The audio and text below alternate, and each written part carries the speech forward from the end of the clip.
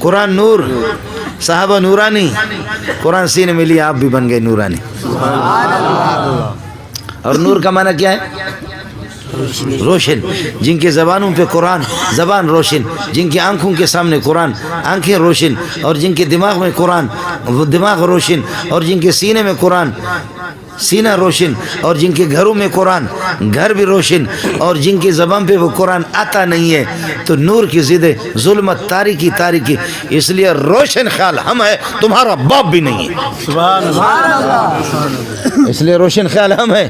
تو جھک مارتا ہے، تو انگریز کے پتلون کو لے کر کے اپنے ادھر ناک پر رکھ کر سونگ کہ انگریز نے اس میں کتنا بم چھوڑا ہے۔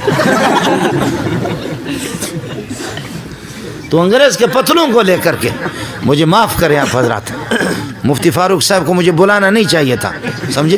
ہم اپنے علاقے میں ہم بلوچ لوگ ادھر ہی صحیح ہے، جب بلایا تو اب سنو۔